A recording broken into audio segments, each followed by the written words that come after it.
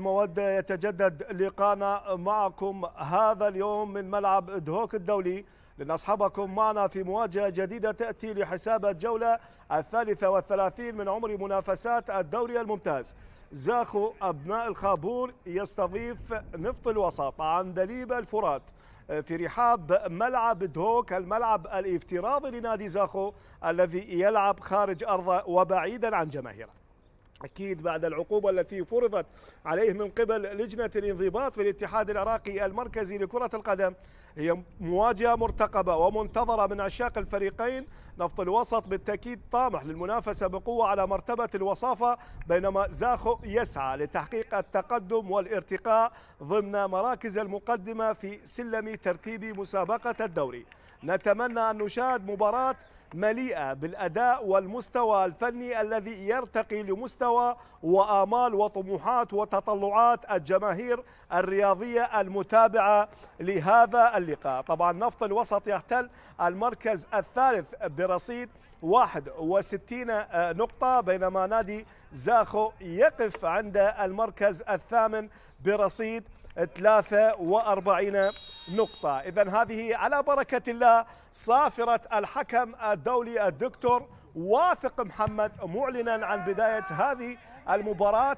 إذن فيتور سيلفا كرة اللعب هذه خطيرة خطيرة، نعم. الأندية والمنتخبات الوطنية. هنا الظهير البرازيلي برونو أوليفيرا القادم من الدوري البرازيلي سيريا بي الدرجة الثانية، حاول في الكرة الأخيرة. إذن هي ركنية من الزاوية البعيدة، زاخولية خطيرة هذه بالرأس هيليو مونتيرو وكايك أوليفير. هذه مناولة ممكن لزاخو خطيرة لنفط الوسط بانتداب من قبل راضي شنيشل. لاحظ هذا التصويب القوي وردة الفعل الرائعة والجميلة من قبل الحارس علي. ممكن أن ينفذ هذه الكرة، لا يتركها لفيتور، لكن عالية بعيدة. وهنا خالد كاردغلي من ينافس على مرتبة الوسط. كرة سهلة هذه للحارس علي كاظم. نفط الوسط وعملية التقدم، هذه تمريرة جميلة ممكن الآن خطيرة هذه. الله الله الله الله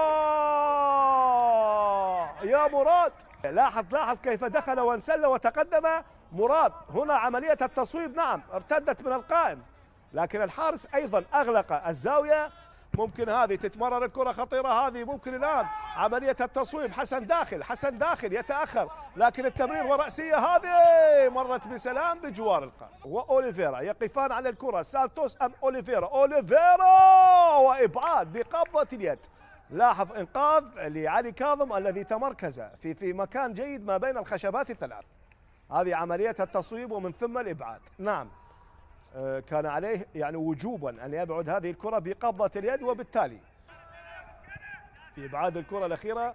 بينما هنا محمد عبد الكريم أيضا سبق أن مثل أمانة بغداد ونادي الزوراء، ولديه شقيق هو أشرف عبد الكريم أحد لاعبي نادي الخبرة الذي سبق أن مثل نادي الزوراء. إذن هي صافرة من قبل الحكم الدولي الدكتور واثق محمد، تعلن عن نهاية هذا الشوط بالتعادل السلبي. أكيد تعادل سلبي دون أهداف بين نفط الوسط وزاخو هناك على ملعب دهوك الدولي. نأمل بمشاهدة شوط ثاني قادم ومرتقب نشاهد فيه لمحات فنية أفضل. معكم مجددا إلى مجريات الشوط الثاني، حيث مواجهة نادي زاخو الذي يستضيف على ملعب دهوك الدولي نادي نفط الوسط القادم من مدينة النجف الأشرف. الركنية هذه تتنفذ خطيرة هذه، أوه خطيرة خطيرة خطيرة جدا من البرازيلي. لاحظ واجه المرمى، كرة قوية خطيرة. لاحظ هي كرة غير متوقعة، عوقب بالحرمان لنهاية الموسم. وهنا كرة اللعب عالية من جديد، وعلي كاظم إبعاد خاطئ خطيرة هذه. أوه لا زالت الدربكة والتصويب. لاحظ هنا الكرة على دفعتين، وهنا سيدريك أو لوكاس سانتوس. لاحظ هنا حاول إبعاد الكرة بقبضة اليد، لكن على ما يبدو بأنه فقد التوازن، وبالتالي هل ستهتز فيها الشباك لمن تكون كلمة الفصل. لاحظ هنا هجمة مرتدة هذه زاخولية، ممكن هنا التصويب، ممكن الدخول، خطيرة هذه جول، ممكن خطيرة لا زالت زاخولية. هجمة خطيرة. لاحظ هذه الإعادة والانطلاقة السريعة وعملية الدخول ومن ثم المرور والمراوغة.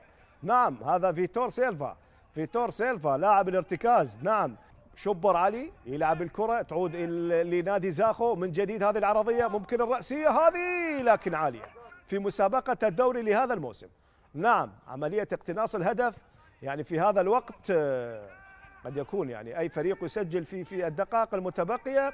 يعني اليوم أصبحت الهجمة المرتدة يعني مفتاح وسلاح فعال، بينما هنا كرة خطيرة. أوه كانت كرة عرضية يعني خطيرة. لاحظ خطيرة كانت من خالد قردغلي المدافع السوري.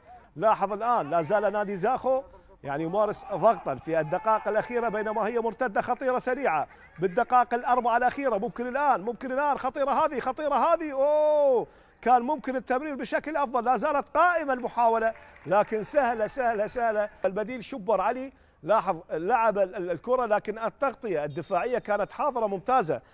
اكتسب 3 نقاط ثمينة وغالية عززت من رصيده، لكن على ما يبدو هنا الأمور صعبة أمام زاخو ليكتفي بنقطة التعادل.